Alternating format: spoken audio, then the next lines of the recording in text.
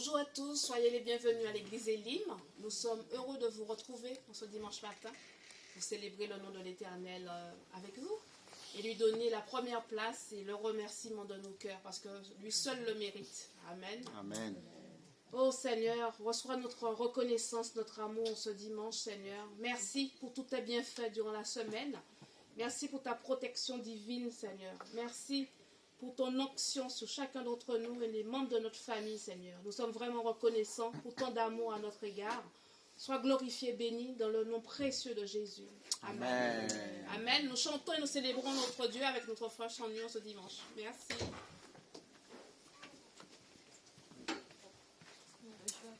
Bonjour à tous, bienvenue à l'église. Je suis très heureux de soyez parmi nous ce matin. Vous qui êtes en présentiel et vous qui êtes en ligne aussi. Voilà, on va tous se lever pour glorifier notre Seigneur. Alléluia, même si vous êtes à la maison. Alléluia. Le premier chant qui dit « Tu as changé l'eau au vin », c'est le premier miracle que notre Seigneur a fait pendant son ministère. Alléluia.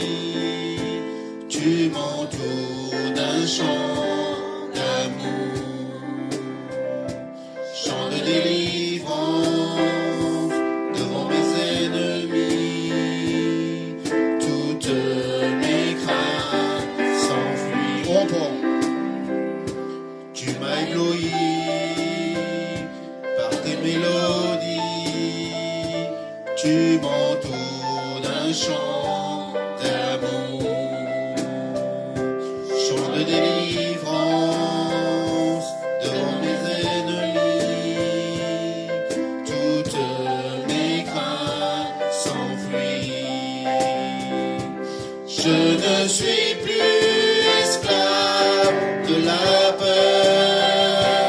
Je suis enfant de Dieu. Je ne suis plus esclave de la peur. Je suis enfant de Dieu. Avant ma naissance, tu m'avais choisi,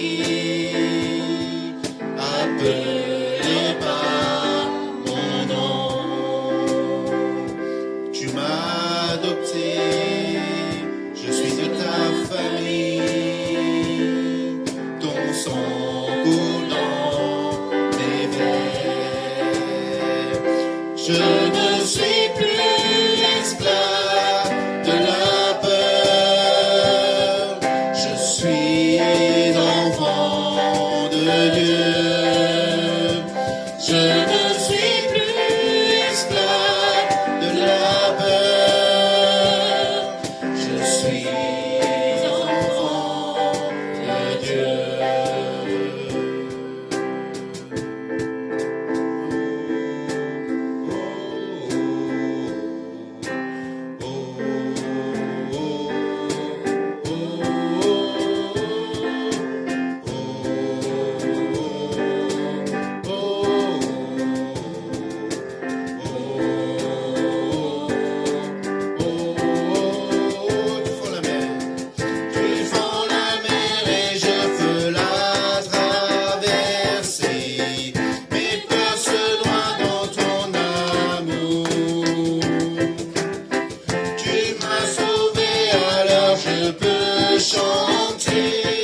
Je suis enfant de Dieu. Tu fonds la mer.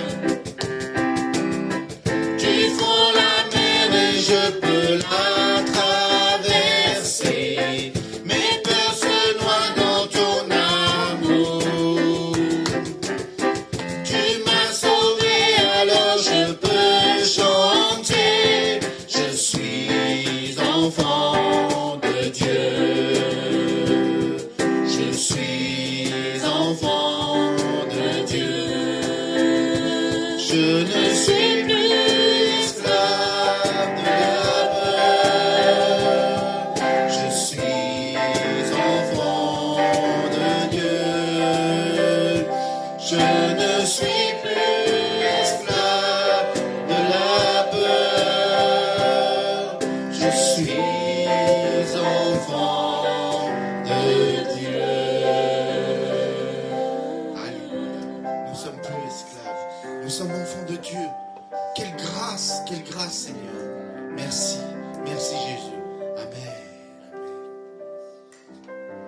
Je demande à la sœur Patricia de nous conduire dans le troisième chant. Oui, je te salue.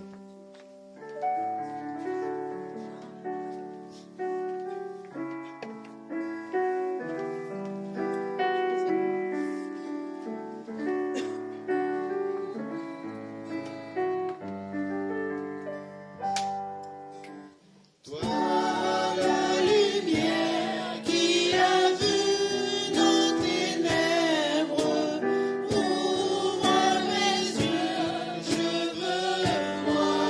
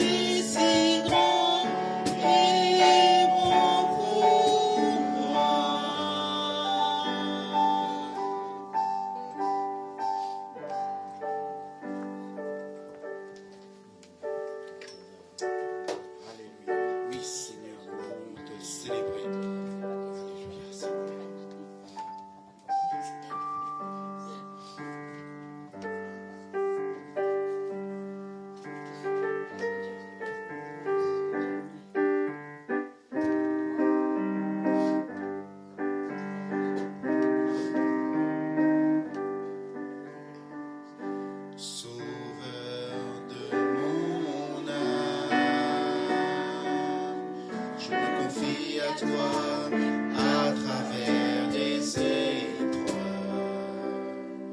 En toi j'ai trouvé ma paix, mon confort quand je suis faible. Je crois en toi, même dans les tempêtes. Fidèle, tu es mon Dieu. Tu es la gloire et celui qui relève ma tête. Ta lumière éclaire le jour. Elle me conduit dans tes voies. Pour toujours, je dépose tout à toi. Et je vis pour t'adorer. Mon Jésus, tu es tout ce qu'il y a pour moi. Rien ne pourra te remplacer, mon précieux Sauveur. Qui peut se mettre, mon Dieu et moi?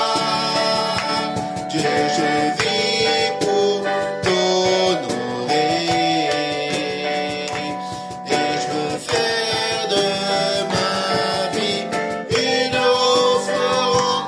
Emmène-moi en hauteur vers les profondeurs. Je donnerai tout pour être avec toi.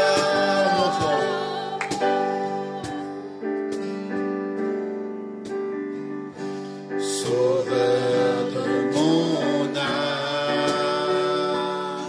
je me confie à toi à travers des épreuves. En toi j'ai trouvé ma paix, mon confort quand je suis faible. Je crois en toi, même dans les tempêtes. Fidèle, tu es mon Dieu. Tu es la gloire et celui qui relève ma tête. Ta lumière éclaire le jour. Elle me conduit dans tes voies. Pour toujours, je dépose tout à toi. Dieu, je vis pour t'adorer. Mon Jésus, tu es tout ce qu'il y a pour moi.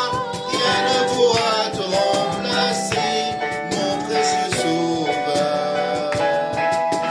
Qui peut se mettre, mon Dieu et moi? Dieu, je vis pour t'honorer. Et je veux faire de ma vie une offrande. Emmène-moi en hauteur vers les profondeurs. Je donnerai tout pour être avec toi. Emmène-moi en hauteur vers les profondeurs. Je donnerai tout pour être avec toi. Alléluia. Merci, Seigneur.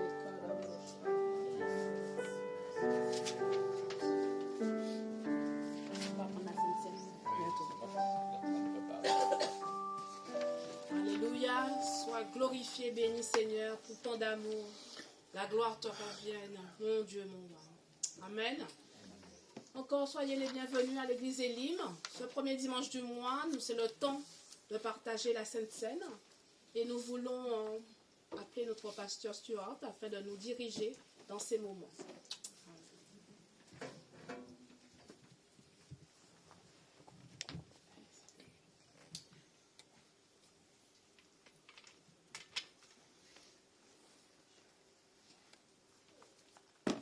Seconde, s'il vous plaît.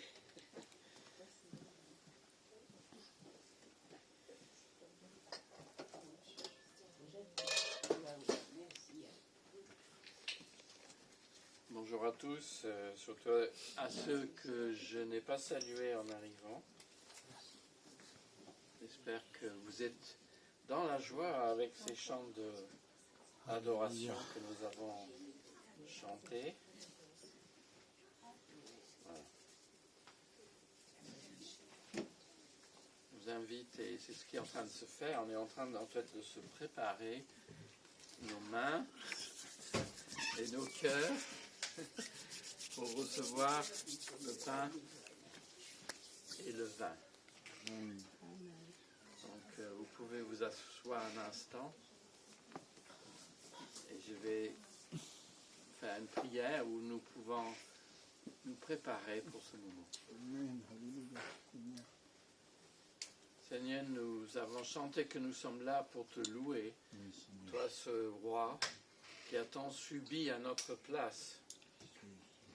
Nous te bénissons pour cela. Et nous savons qu'en nous-mêmes, il est parfois difficile pour nous de répondre à ton amour, à ta parole. Soit notre cœur n'y est pas, ou soit nous sommes pris par autre chose.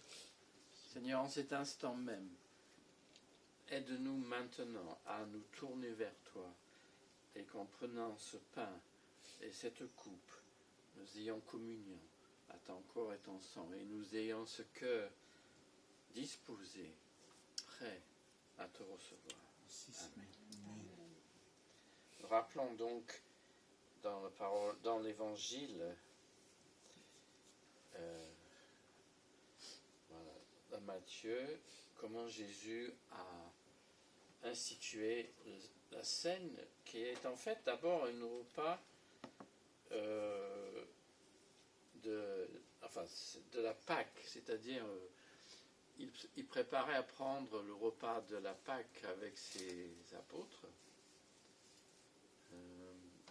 Et nous allons voir pourquoi c'est important cela dans un instant.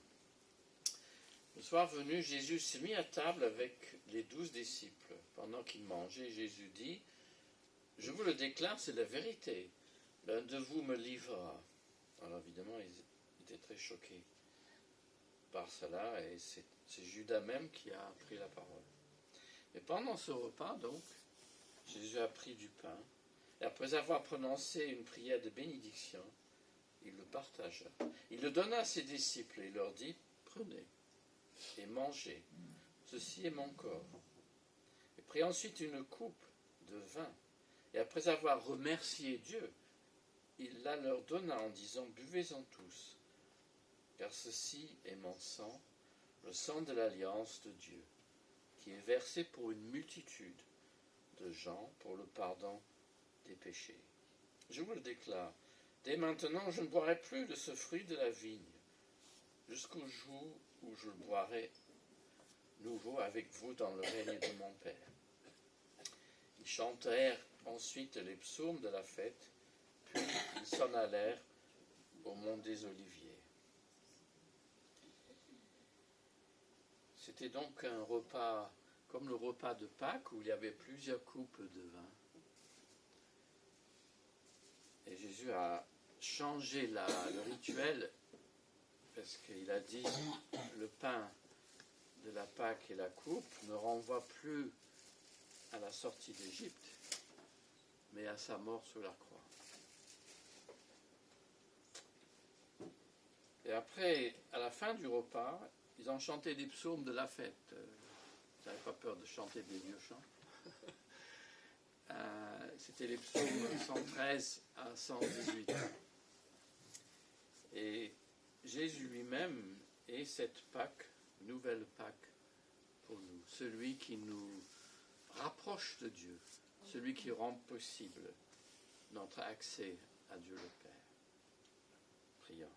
Seigneur, te bénissant ce matin, Père Céleste, que tu as envoyé ton Fils unique pour être le berger, pour être le sauveur, pour être notre Pâque. Et nous voulons célébrer cette fête, cette joie avec toi. Te bénissons parce que tu es ce berger qui a voulu nous rassembler et faire de nous ton peuple, ton corps même.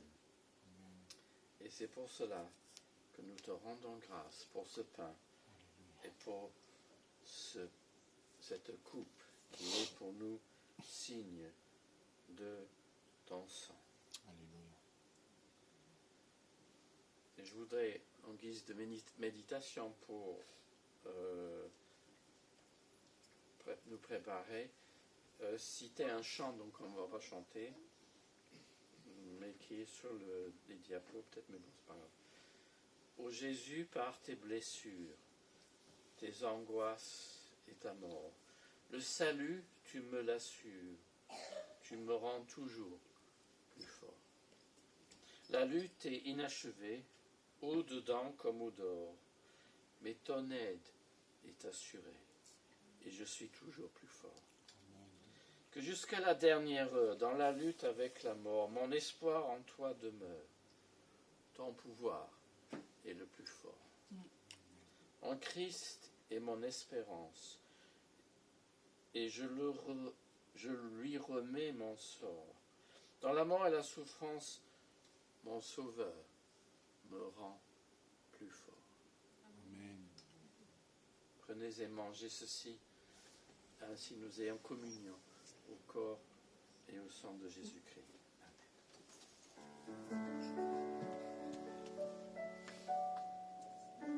Nous invitons à vous mettre debout, ceux qui veulent participer.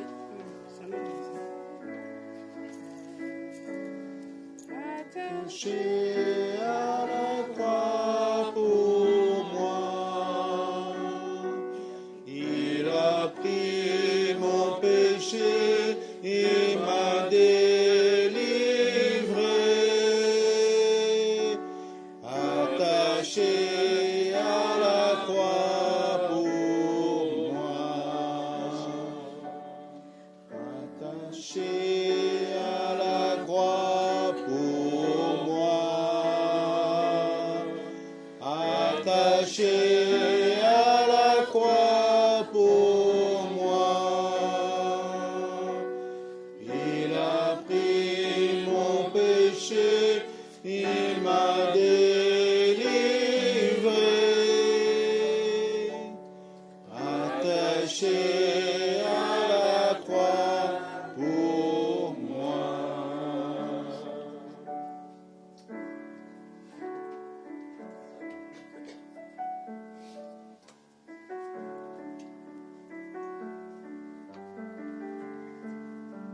Rappelons que nous formons un même corps, puisque nous prenons tous le même pain.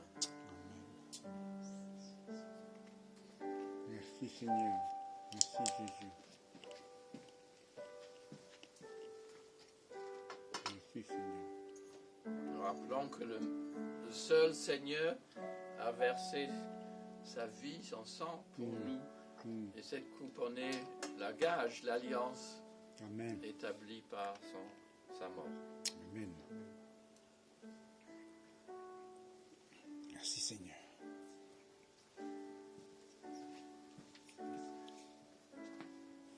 Alléluia.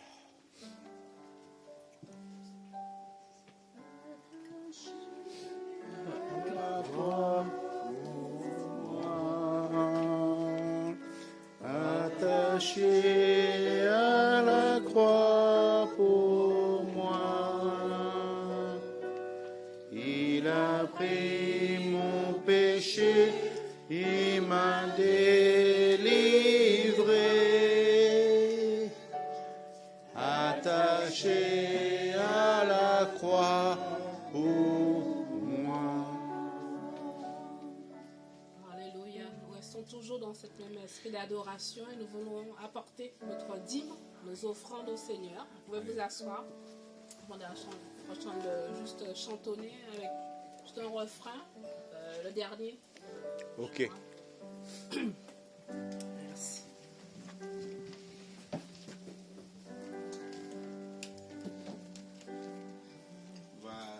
Le dernier chant. Dieu, je vis.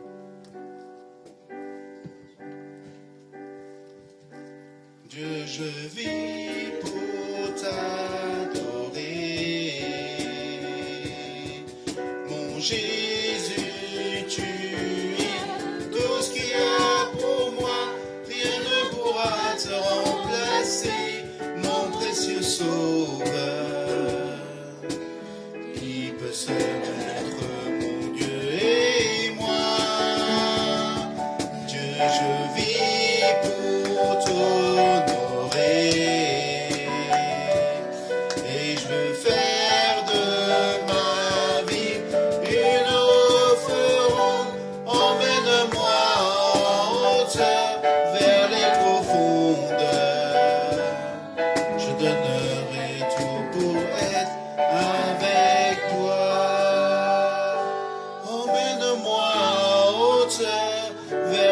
profondeurs. Je donnerai tout pour être avec toi. Alléluia. Nous allons prier pour les offrandes. Merci Seigneur, merci pour ta bonté, parce que nous voulons être avec toi à chaque instant, à chaque moment, Seigneur. Même si nous savons des fois que nous sommes un peu perdus, mais tu es là à côté de nous, Seigneur. Amen. Alléluia. Merci Seigneur pour ceux qui ont pu donner, Seigneur, et aide par la suite pour les gens qui n'ont pas pu donner, Seigneur, à faire ce choix de donner pour toi, Seigneur, parce que c'est toi en premier qui as donné l'exemple. Tu nous as donné ta vie, Seigneur. Tu es comme tout à l'heure on a partagé à Sainte-Seine, ton corps est meurtri afin que nos maladies soient sauvées. Ton sang a été versé afin que nos péchés soient purifiés, Seigneur. Qui aurait pu faire ce sacrifice pour moi, pour vous tous, Seigneur? Alléluia. Merci encore, Seigneur, pour aide-nous, Seigneur, vraiment à suivre ton exemple, Seigneur, pour que cette bonne nouvelle, Seigneur, soit propagée, soit partagée, Seigneur, et que vraiment, Seigneur, beaucoup plus de gens te connaissent, Seigneur.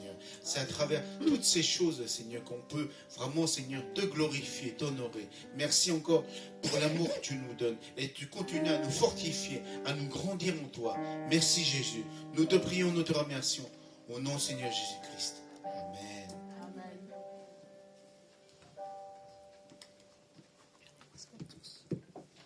Tu as les prospectus.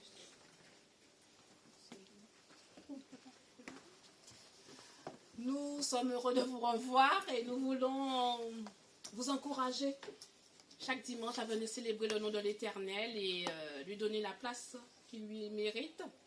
Alors l'église Elim, c'est l'église des nations dont la devise est d'aimer Dieu, d'aimer les gens et de servir les autres. Au sein de notre église, nous avons des rendez-vous hebdomadaires, donc le mercredi, on se retrouve à 15h30 pour les sinophones et 19h pour les francophones pour prier, pour partager la parole du Seigneur et aussi entendre l'encouragement pour chaque fidèle. Voilà, nous, dimanche prochain, on va fêter une grande fête pour nous les chrétiens. C'est la Pâque. Donc nous sommes vraiment heureux de partager cette joie aussi avec les autres, pour les inviter à venir célébrer la Pâque avec nous à l'église. Et pour cela, nous allons vous demander d'amener quelque chose pour partager avec les frères et sœurs, mais aussi nos invités.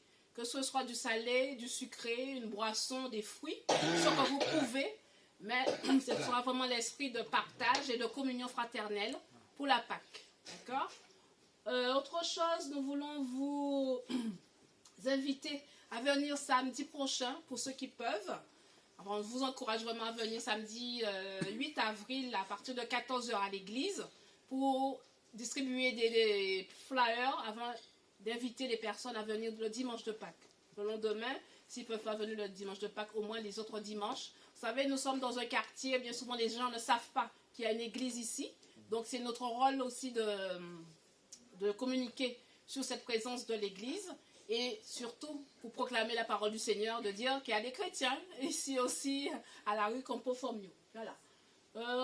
Sinon, les autres jours, logiquement, c'est le dernier samedi du mois où l'église sort en évangélisation. Donc, ce sera à la fin du mois. Mais exceptionnellement, samedi prochain, on vous attend pour pouvoir aussi inviter les personnes du quartier, ceux qui sont autour de nous, pour le dimanche de Pâques. On vous encourage aussi à inviter vos proches, amis, collègues, familles, pour partager la Pâque. Vous savez, c'est comme je vous dis souvent, c'est une fête vraiment chrétienne. Et c'est vraiment un moment de partager avec eux pour la signification de la Pâque et célébrer aussi notre Seigneur. Voilà. Soyez bénis et je laisse la place au pasteur Stuart pour partager la parole du Seigneur. Amen. Amen.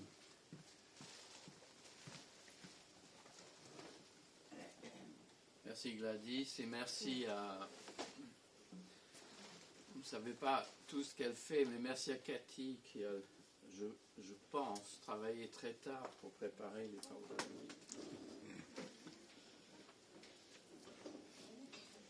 Ce matin, nous allons méditer un aspect de la... Merci, frère. bon comme ça? Ouais. 1, 2, 3. Oui. Voilà. Alors, rebonjour à tous, et en particulier à ceux qui nous suivent de loin. Voilà. Nous allons méditer un thème en rapport avec la mort de Jésus, un des aspects, la métaphore du berger. Alors, on va faire cela d'une drôle de façon, en lisant quelques passages, quelques versets dans le prophète Zacharie. Alors c'est peut-être pas là, vous aurez... Allez. Alors, je m'explique, on ne va pas vraiment commenter ce passage à fond, on va juste glaner des choses qui se rapportent à la mort de Jésus. Donc ça pourrait être un peu décousu, mais je pense que ça se présente bien sur l'écran. Donc on va faire la lecture. On demande David pour lire. Zacharie 12. C'est lequel le chapitre? C'est le 12? 12, oui. Oui, c'est Zacharie chapitre 12 à partir du verset 9. Oui, pardon, c'est pas très clair. Oui. En ce temps-là, dit le Seigneur, j'interviendrai pour détruire tous les pays qui viendront attaquer Jérusalem. J'animerai les descendants de David et les habitants de Jérusalem d'un esprit de bonne volonté et de toute prière. Ils regarderont à moi, à celui qui m'a transpercé. Ils pleureront sur lui comme on pleure à la mort d'un fils unique. Ils se lamenteront Amèrement. Comme lorsqu'on perd un fils premier-né. En ce temps-là, il y aura à Jérusalem une cérémonie de deuil aussi imposante que celle qu'on célèbre pour Ada-Rimon, dans la vallée de Megiddo. Chaque clan du pays prendra le deuil de son côté. Le clan des descendants de David, hommes et femmes, sépareront. Celui des descendants de Nathan, hommes et femmes, séparera. Puis que le suivant, alors je demande Philippe. Celui des descendants de Lévi, hommes et femmes, Séparément. Celui À des part, quoi. descendants de Chiné, hommes et femmes séparément. De même, tous les autres clans prendront le deuil chacun de son côté, hommes et femmes séparément. En ce temps-là, une source jaillira pour laver les péchés et les impuretés des descendants de David et des habitants de Jérusalem. Voici ce que le Seigneur de l'univers affirme. Épée attaque le berger dont j'ai fait mon associé. Frappe le berger. Alors les moutons partiront de tous les côtés et j'attaquerai les petits du troupeau. Voilà. Et puis, j'attire votre... Non, c'est parti. Votre attention sur la... Vous pouvez juste remonter sur la phrase là. Ils regarderont à moi, à celui qu'ils ont transpercé. D'accord? Donc on va descendre, on va lire la deuxième lecture dans l'évangile de Jean. Nicolas. C'était le jour de la préparation et pour que les corps ne demeurent pas encore pendant le sabbat, car ce sabbat-là était en temps. Les Juifs demandèrent à Pilate de les faire enlever après leur avoir brisé les jambes. Les soldats vinrent donc et brisèrent les jambes du premier, puis de l'autre qui avait été crucifié avec lui. Quand ils vinrent à Jésus, ils virent qu'ils étaient déjà morts et ils ne lui brisèrent pas les jambes. Mais un des soldats lui transperça le côté avec une lance. Aussitôt, il en sortit du sang et de l'eau. Celui qui l'a vu en a témoigné, et son témoignage est vrai. Lui, il sait qu'il dit vrai pour que vous aussi vous croyiez. Cela est arrivé pour que soit accomplie l'Écriture. Aucun de ses os ne sera brisé. Et notre Écriture... Et notre dit encore. Notre Écriture, oui. Notre Écriture dit encore. Oui. Celui qui nous transpercé. Merci. C'est une question française au verset 35. Afin que, pour que vous aussi croyiez. Y croyiez. Hein, ce n'est pas croyez, il y a un i aussi. Oh, c'est un détail. C'est un subjonctif. Voilà.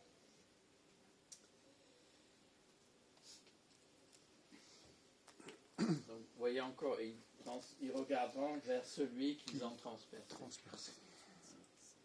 Ok. On va descendre.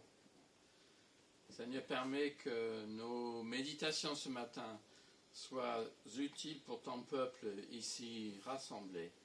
Et nous pensons aussi à toutes les autres églises ce matin qui annoncent ta parole et ton amour. Amen. Au nom de Jésus-Christ. Amen. Amen. Voilà, évidemment, dans toutes ces deux lectures, il y a pas mal de choses qu'on ne va pas discuter. Alors, la question très simple, et je cite l'évangile de Jean, chapitre 10, le bon berger donne sa vie pour ses brebis. Oui. Voilà. Le bon berger donne sa vie pour ses brebis. Pourquoi fallait-il que Jésus meure sur une croix romaine? Le Nouveau Testament parle évidemment beaucoup de la mort de Jésus, du Messie, sur différents angles. Il interprète la croix comme un sacrifice, comme une nouvelle Pâque, même voire une rançon. Alors tous ces schémas sont complémentaires et éclairent la croix de Jésus, pourquoi il est mort et comment peut-on considérer sa mort de différentes choses. Mais nous allons prendre une seule métaphore ce matin. Le bon berger meurt pour ses brebis. Alors ce titre, certes, est une source de réconfort, parce qu'appeler Jésus le bon berger, bon, ça nous rappelle aussi quoi, quel psaume? Le 23. Voilà, 23. Merci. Ça nous rappelle cette image de berger, c'est très attendissante. Le dévouement du pasteur, parce que c'est le même mot, pasteur et berger, pour son troupeau. Le dévouement de Jésus pour son Église, si vous préférez. Mais ce terme-là, quand nous on voit ça, puis des images parfois, on imagine un champ avec des brebis, enfin j'en ai vu il y a quelques semaines, là, des brebis en train de... Enfin, ils ne galopent pas, les brebis. Mais c'est douceâtre à l'esprit. Mais cette métaphore de berger, ça cache, ou ça masque, si vous voulez, la cruauté d'une crucifixion. Et aussi, nous pouvons filtrer le message. Parce que le berger en Israël, c'est un chef. Et c'est ça le sens premier de berger, c'est le chef, c'est le roi. Comme David était roi et berger. Le chef, donc c'est le chef d'État, qui prend soin de son peuple. Et comme un berger, prend soin de ses brebis. Donc cette image est importante parce que dans le livre de Zacharie, le prophète en parle longuement de ces faux bergers ou de ces bergers de l'Ancien Testament. Et là, il n'est pas en question, ce n'est pas la campagne dont il parle, c'est les responsables, les autorités qui étaient infidèles à leur vocation. Alors on peut aussi filtrer cette idée de berger et de mouton ou de brebis en disant oui, on est des moutons, c'est pas très flatteur. Et les moutons désignent dans cette image la population juive, ou dans le Nouveau Testament, l'Église. Mais il n'est pas question, alors là c'est une question en français peut-être, d'être moutonnier en suivant aveuglement un chef. C'est très important de dire ça aujourd'hui, parce qu'il y a, hélas, des églises où le pasteur, d'accord, il est en quelque sorte un chef, mais il n'est pas à être obéi aveuglement. Non. Donc que les pasteurs et les fidèles comprennent cela.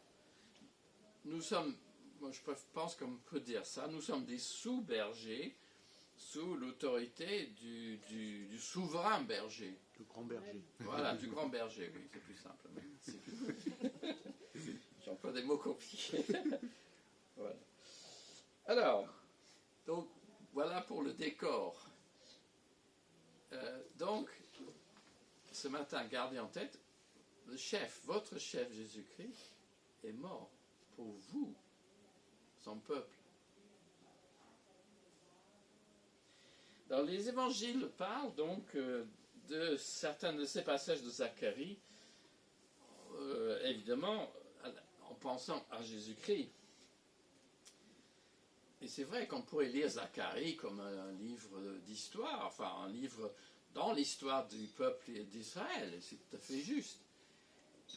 Et ce qui est curieux, c'est qu'il y a des phrases qui semblent se rapporter à la fin de l'histoire, à la fin du monde même. Et puis il y en a d'autres qui semblent se rapporter à la première venue de Jésus. Donc en fait, on voit cela aussi dans beaucoup de parties de l'Ancien Testament. Donc nous allons lire ces passages de Zacharie, non pas comme, j'allais presque dire, dans le contexte, hein, mais nous allons les lire à la clarté du mystère du calvaire, à la lumière des lettres de Paul et des évangiles. C'est pas que l'autre démarche n'est pas bonne, mais c'est qu'on ne peut pas, ce matin, on ne peut pas tout faire. Mais cette démarche va nous conduire à quelque chose. Et ils regardèrent à moi, à celui qu'ils ont transpercé. Alors, l'idée que Dieu pouvait mourir est choquant pour les Juifs. C'est même choquant pour nous. Enfin, ça devrait l'être quand même. Et à premier regard, ils regardent à moi, donc Dieu, à celui qu'ils ont transpercé. Que Dieu a envoyé quelqu'un, mais que Dieu lui-même, il est atteint par sa mort. Mais sur quoi je veux insister ce matin, c'est que ce passage en Zacharie ne peut que s'appliquer à Jésus. Pour la simple raison qu'il est le seul qu'on pourrait dire à Dieu, à celui qui en transperce. Seul Jésus est Dieu et homme à la fois. Seul à la fois on peut regarder à Dieu et voir celui qu'ils ont transpercé dans la personne de Jésus.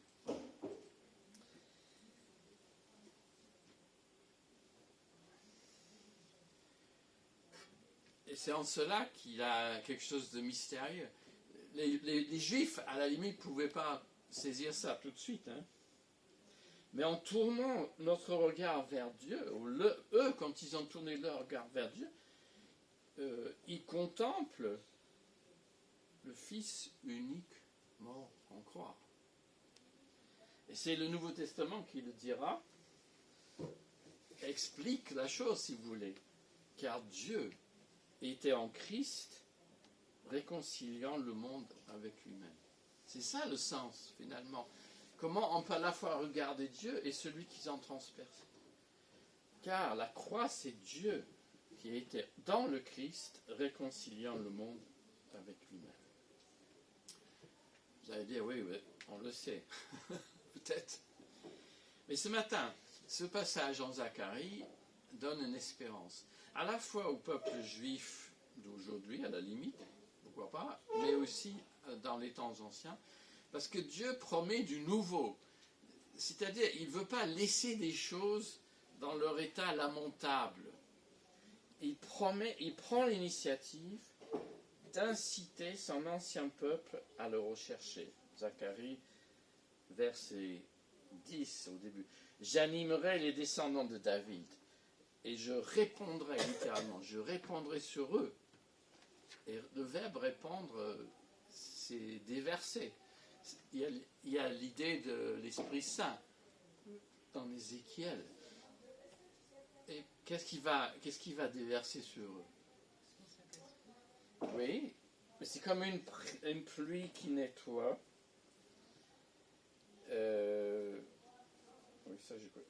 Oui, on va y arriver, oui. D'abord sur les descendants de David et les habitants de Jérusalem. La promesse est pour eux d'abord, que Dieu va les inciter à le chercher en répandant sur eux son esprit. un souffle de grâce, je crois que certains traduisent. C'est-à-dire, c'est le désir de chercher Dieu. Et ce matin, Dieu veut verser sur nous aussi son esprit pour que nous ayons ce désir de vraiment chercher le Seigneur et de nous tourner vers lui. Ce renouveau est capital pour nous. On ne peut pas s'en passer. Mais à plusieurs fois dans la vie chrétienne, il faut à nouveau que l'Esprit nous incite régulièrement à chercher la face de Dieu, à nous courber devant lui dans la prière et d'avoir ce souffle de grâce, de prière, de supplication. En fait, c'est le désir de se tourner vers Dieu. Parce que moi, je le sais, parce que je suis comme ça aussi, que tout en étant chrétien, jeune ou moins jeune, depuis peu ou depuis longtemps, ben on s'essouffle. On a un beau élan de départ, mais parfois, boum, ça ne va pas. Et ben quand c'est comme ça, il faut chercher à nouveau le Seigneur. Non pas que vous n'êtes pas son enfant, mais vous êtes son enfant qui fait une bêtise, ou enfin, qui est sorti et qui n'est pas écouté. Eh bien, revenez au Seigneur et le suppliez qu'il vous pardonne et qu'il vous remette debout. Et, frères et sœurs, nous avons tous besoin de cela. Pour des raisons différentes, selon la santé, la force, la jeunesse, mais on ne peut pas s'en passer. C'est pour cela que cette parole de Zacharie est très... Je animerai le peuple de Dieu, puisque c'est ça, les descendants de David et les habitants de Jérusalem, c'était à la fois le peuple juif fidèle, où Dieu allait agir. Mais c'est pour l'Église aussi. Alors, venons un peu au cœur du passage. Le regard qui sauve. Alors, ce désir de se tourner vers Dieu va les amener, donc voilà, le souffle de grâce, etc. On descend un petit peu. Voilà, le regard qui sauve. Voilà. Et regardant à moi, à celui qui s'en transpercé. Comme j'ai dit tout à l'heure, Jésus est le seul qui peut être identifié à cet envoyé de Dieu. Parce qu'il est à la fois Dieu et homme. Alors, regardez à lui qu'ils ont transpercé. C'est un regard, non pas que c'est un regard de salut, c'est-à-dire peut apporter le salut. Comme ce fut le cas, alors il y a une image dans l'Ancien Testament, Dieu a puni son peuple, à un moment donné, il a envoyé des serpents qui les ont mordus. Je ne sais pas si vous connaissez ces histoires, c'est dans le livre de Nombre. Et bon, et Moïse, sur l'ordre du Seigneur, a construit un machin, enfin un serpent de bronze, une sorte de statue, qu'il a mis au milieu du peuple, et il fallait regarder ce statut. Si vous le regardiez, vous étiez guéri. Donc le Seigneur dit à Moïse, fais-toi un serpent brûlant et place-la sur une perche. Quiconque a été mordu et le verra restera en vie. Moïse le fait, et donc celui qui regarde, il restera en vie. Donc cette image-là, elle est reprise dans l'évangile de Jean, chapitre 3, versets 14 et 15. Non pas Jean 3, 16, mais Jean 3, 14 et 15, juste avant. Et comme Moïse éleva le serpent dans le désert pour que les gens soient guéris et sauvés, de même que le Fils de l'homme soit élevé pour que quiconque croit en lui ait la vie éternelle. Donc de contempler Jésus sur la croix de manière, littérale, de croire qu'il est sur la croix pour nous, c'est notre salut. Et en nous tournant vers lui, et en le contemplant et méditant cette réalité, nous sommes sauvés. C'est une manière très imagée de le dire, mais que Jésus, le Fils de l'homme, soit élevé, et pour l'évangile de Jean, c'est en sacrifice, et la mort de la croix, Jésus fut élevé. C'est étonnant quand même qu'un événement si cruel, si barbare, est pour nous un signe de vie et de guérison et de salut. Mais en même temps, c'est vrai. Ils regarderont vers celui qu'ils ont transpercé, déclare l'évangile de Jean. Psaume 34 dit, je ne sais pas si vous connaissez ce chant, c'est dans Arc-en-Ciel, Cathy. Tournez les yeux vers le Seigneur et rayonnez de joie. Et c'est cela que le Seigneur... Et il y a des fois où nous sommes tristes, nous sommes découragés, nous sommes fatigués. Mais d'élever la tête et de tourner le regard vers le Seigneur, dans la prière, dans la lecture de la Bible, dans un chant, tout d'un coup, vous avez expérimenté ça quand même. Vous rayonnez de joie. Mais le Seigneur veut que ce soit vraiment notre expérience régulièrement. Nous en aurons besoin dans la vie, parce que la vie n'est pas facile, vous le savez autant que moi. Alors ce regard sur Jésus sur la croix est pour nous et pour ceux qui croient, comme j'ai dit, une source de salut. Mais cependant, lors du retour de Jésus, ce regard sera amer. Il marquera le comble des remords. Apocalypse. Il vient avec les nuées. Tous le verront, même ceux qui l'ont transpercé.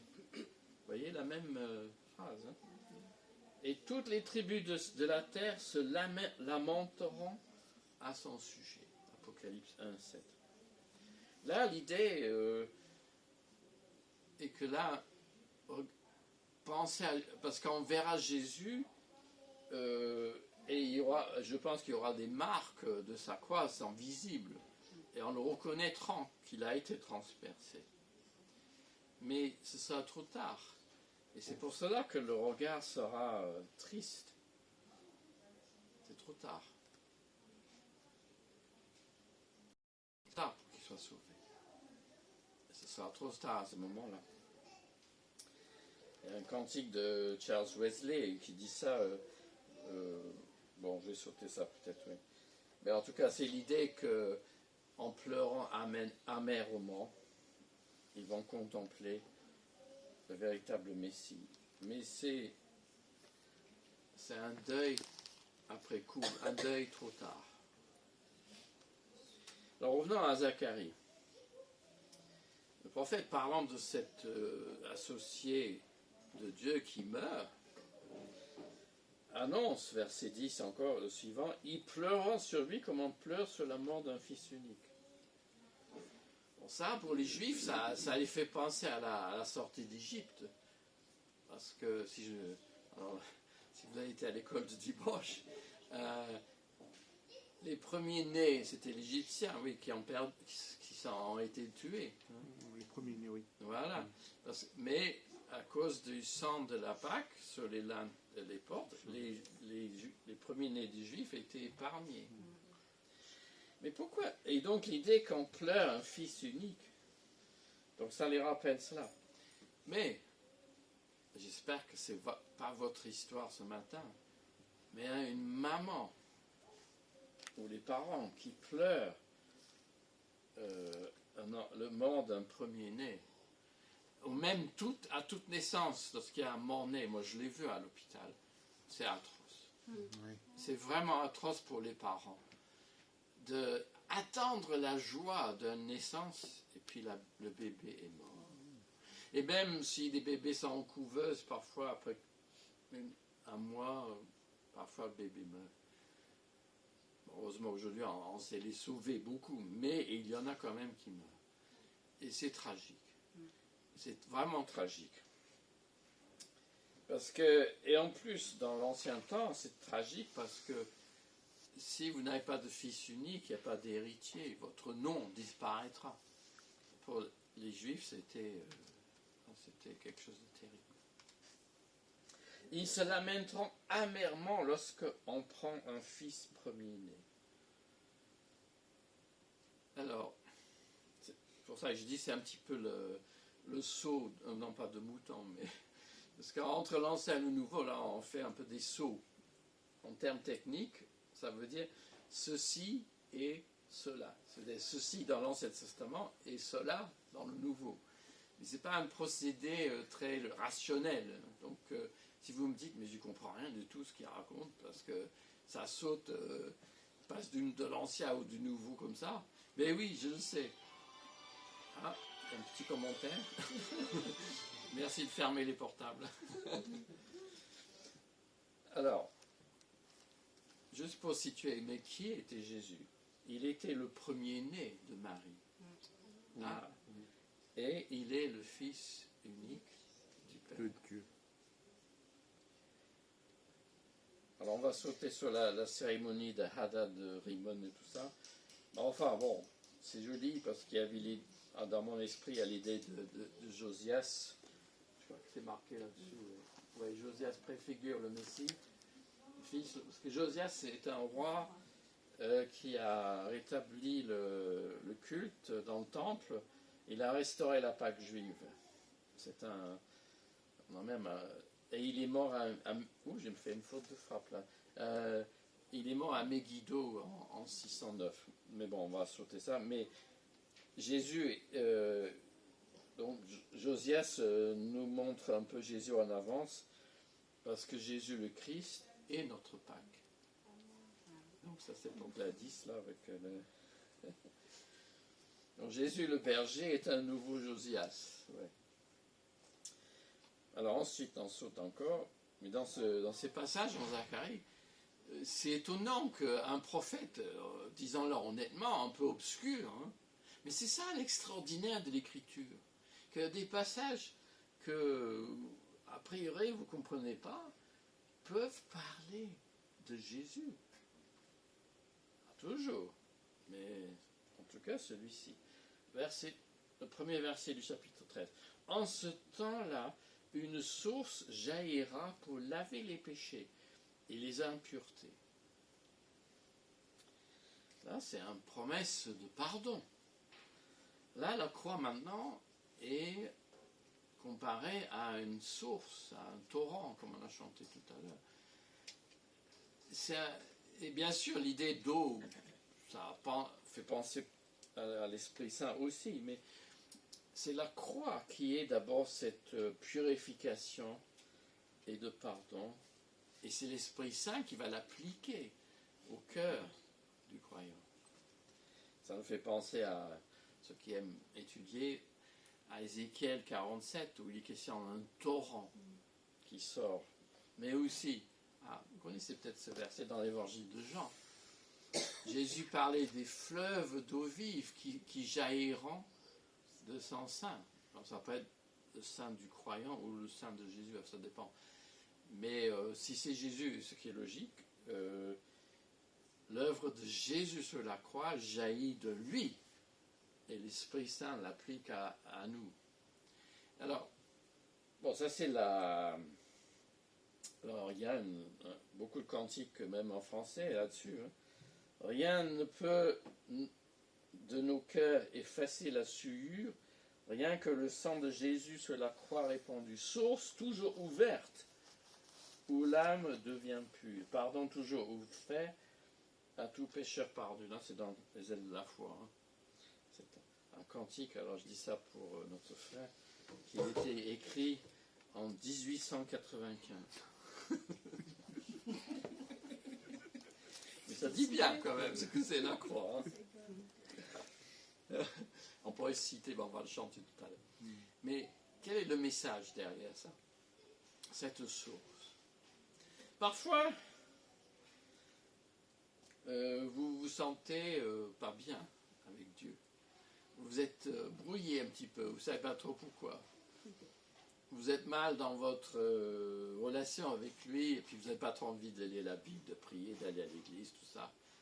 Ben, c'est parce que quelque chose est venu dans votre vie qui va brouiller la relation avec le Seigneur.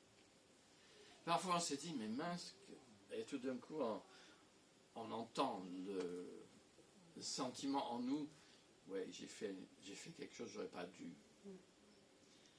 Mais on n'a pas envie de le reconnaître parce qu'on est orgueilleux. Eh oui. Ou on se dit parfois, ça arrive aussi, hein, bah mince, c'est tellement horrible ce que j'ai fait, est-ce que Dieu peut vraiment me pardonner? Est-ce que Mais j'ai toujours l'impression de faire la même chose. Je vois ma vie et je me dis, mais je ne suis pas sur la bonne voie malgré mes efforts, malgré mon désir. Est-ce que vraiment je suis trop loin pour que Dieu puisse me pardonner? J'en suis sûr que vous avez tous eu des pensées comme ça. On n'aime pas le dire, mais c'est vrai. Et ce que ce passage veut nous rassurer, c'est que la source est ouverte pour nous. Et que le pardon est là pour celui qui se reconnaît fauteur. Mais il faut le reconnaître. Mais il faut croire aussi que Dieu peut et veut nous pardonner. Mais ce n'est pas simplement effacer le passé pour qu'on recommence, mais qu'il le met en nous, cette volonté de prière, de grâce, cet esprit de grâce, pour que nous avancions. Mais nous avons besoin aussi d'être rassurés que la source est ouverte, que le Saint-Esprit peut nous redire, le Seigneur t'a pardonné. Tu es son enfant. Tu restes son enfant. Même si tu n'as pas l'impression de vivre comme son enfant. Tu es son enfant. Moi, je suis de ceux qui pensent qu'on ne peut pas perdre ce statut. Bon, tous les chrétiens ne sont pas tout à fait de cet avis, mais moi je pense que le bon berger connaît ceux qui connaissent son nom. Et rien ne peut les ravir de sa main. Amen.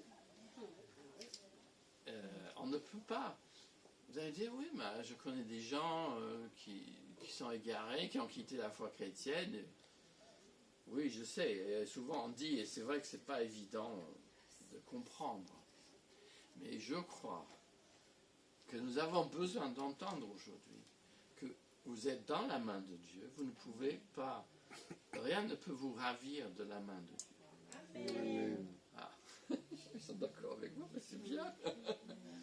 Alors, dernière petite image, ça va? Vous n'êtes pas trop fatigué? Si, un peu. Voilà, la source du pardon, mon torrent d'amour, si Dieu le veut, je le chanterai tout à l'heure. On avance, le berger frappé. Ah oui, moi j'ai pas des numéros. Voilà, pardon. Voilà, je crois qu'on arrive à la fin. Là. Surtout si je perds la place. Alors, il y a ce dernier verset dans Zacharie, hein, donc après le premier verset qui parlait du pardon. Là, il y a cette image qui nous ramène au berger. Verset 7, épée attaque le berger, danger fait mon associé. C'est Dieu qui parle. Ah, ça c'est intéressant. Le berger, il est proche de Dieu. Il est Dieu, mais en même temps, il est autre que Dieu. Donc c'est pour ça ça ne peut qu'être que Jésus. Mais frappe le berger. Oh là là. Frappe le berger. Alors les moutons partiront de tous côtés. Alors, selon l'évangéliste Matthieu, Jésus dit lui-même, il l'applique à lui-même. Alors Jésus dit à ses apôtres, hein, c'est juste après la scène. Alors Jésus leur dit, je serai pour vous tous cette nuit une cause de chute, car il est écrit, je frapperai le berger et les moutons du troupeau seront dispersés. Là, c'est terrible cette parole. Mais vous voyez que Jésus lui-même l'approprie en accomplissement de Zacharie. Jésus sort vers le jardin de Gethsémani, son angoisse, son arrestation, son procès, son humiliation et sa mort. Et les brebis sont dispersées. Comment c'est possible? Dieu est tout-puissant. Comment est-ce possible que celui qu'on croyait être le bon berger, le Messie, qu'il est arrêté, qu'il est mort sur une croix? Nous avons peut-être du mal à comprendre le désarroi des apôtres. Leur rêve était fini. Leur espérance, zéro.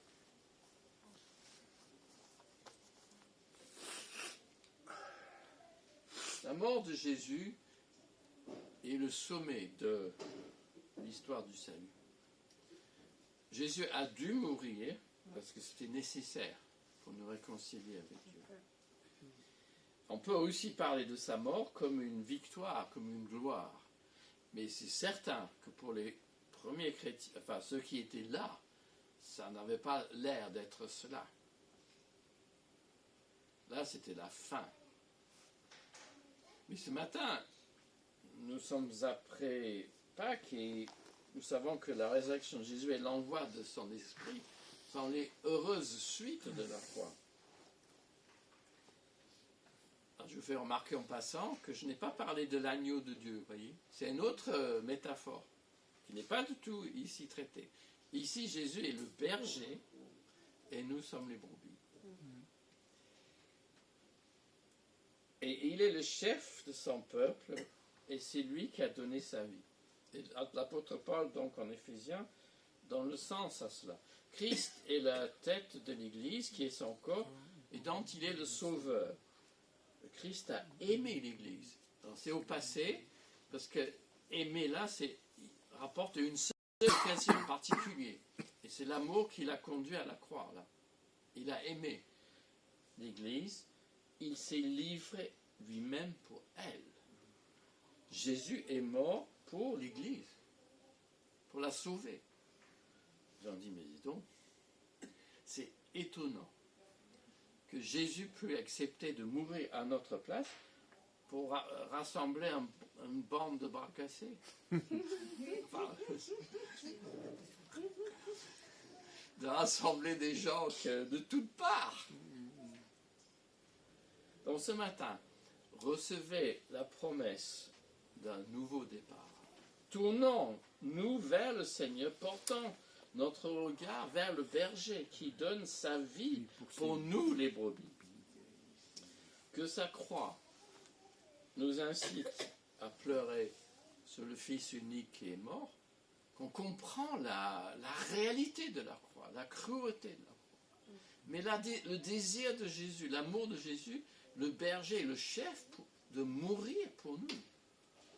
Cela doit nous remplir des sentiments très mélangés, mais d'une certaine effroi, mais d'une certaine tristesse, mais en même temps une certaine tendresse. Seigneur, comment est-ce possible que tu as accepté de mourir pour nous? Et de nous lamenter pour nos fautes, parce que c'est à cause de nos fautes qu'il a été là. Donc, simplement voir des images, et on a que Cathy a mis, de la crucifixion de Jésus. Bon, ben, c'est passé. Ça peut nous rien faire du tout. Il y a tellement d'images qu'on connaît, quoi. Mais quel est le but de ces images? Ce n'est pas simplement de nous dire « Oh, c'est terrible ». Non. C'est pas ça que dit le Nouveau Testament.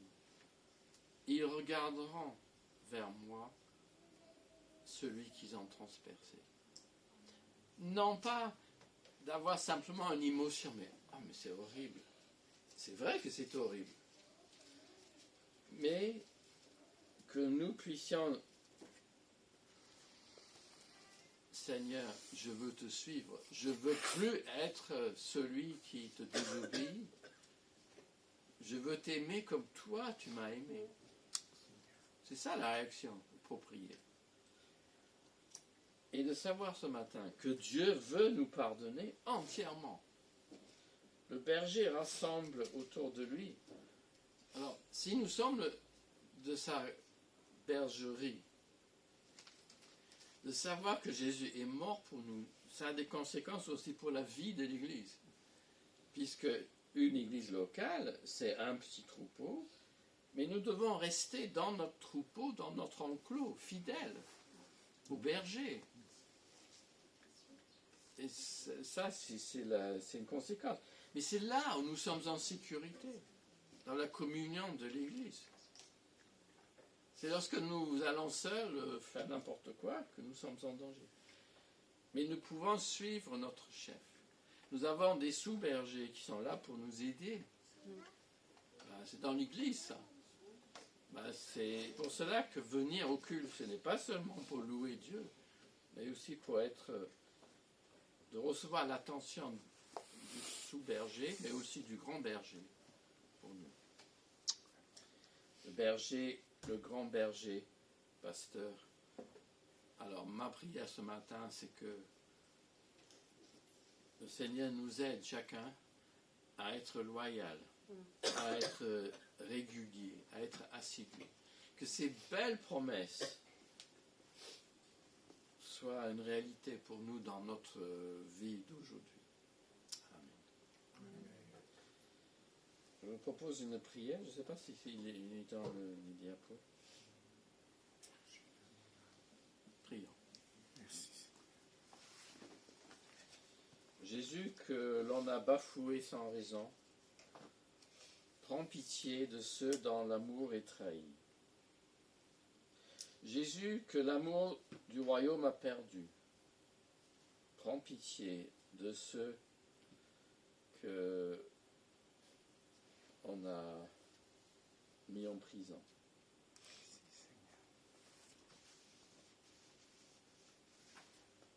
Jésus qui n'a pas trouvé de consolateur, prends pitié de ceux qui sont affligés. Jésus à qui on a donné du vinaigre, prends pitié de ceux qui souffrent pour la justice. Jésus humilié par les hommes, mais sauvé par Dieu. Sois la joie et la fête des humbles ce matin. Amen. Amen.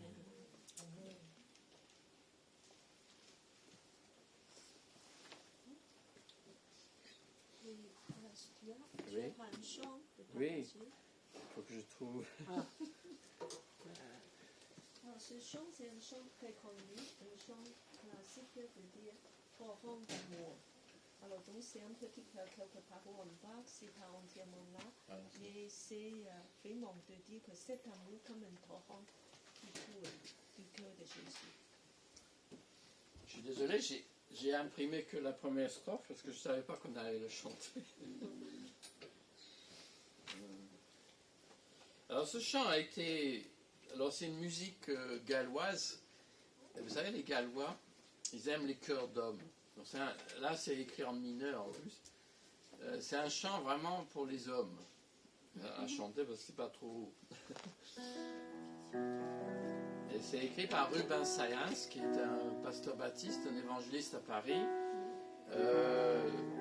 qui est mort en 1942.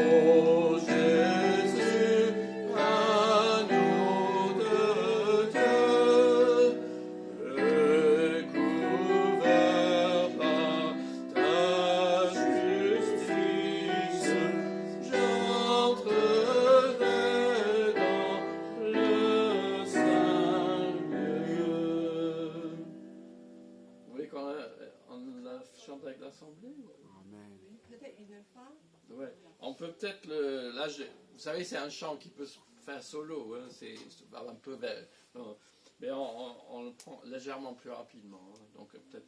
Torrent d'amour et de grâce, amour du Sauveur en roi, à ce grand fleuve qui passe, je m'abandonne et je crois à ton sacrifice.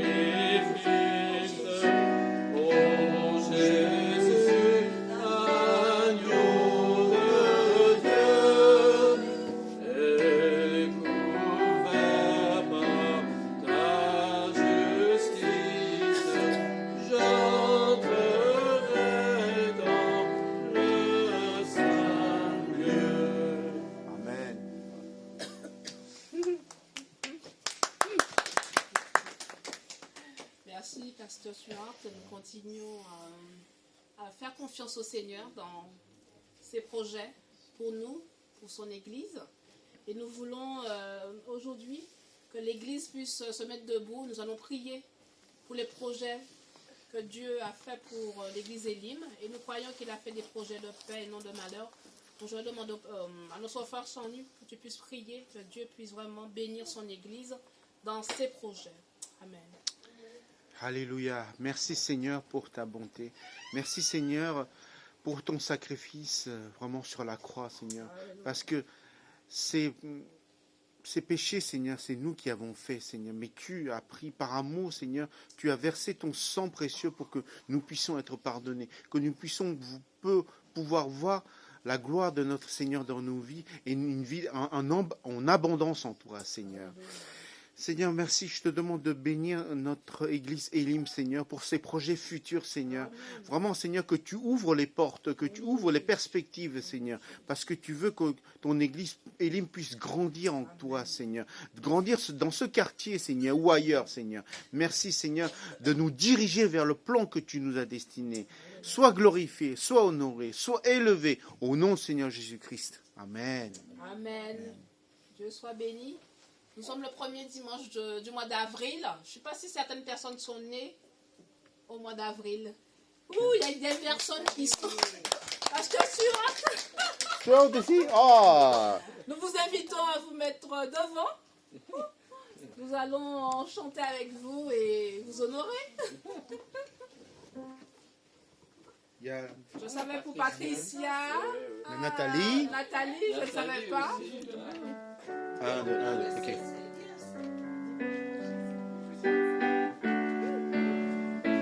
En 3 langues, hein, comme d'habitude. En français d'abord. Oui. En français, en anglais et en chinois. Ok. Anniversaire, joyeux anniversaire, joyeux anniversaire, Patricia Stuart et Nathalie. Anniversaire, happy birthday to you, happy birthday to you, happy birthday to you,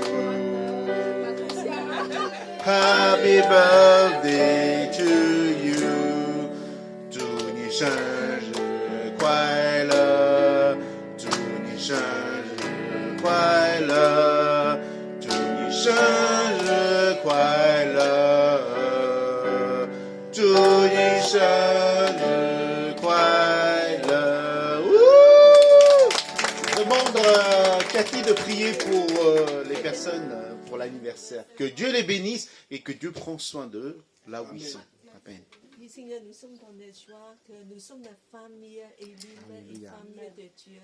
Et nous nous réjouissons dans les anniversaires de nos frères et sœurs, Patricia, Stuart, Nathalie et Gladys. Quelle joie, Seigneur, parce que tu nous as donné la nouvelle vie en toi.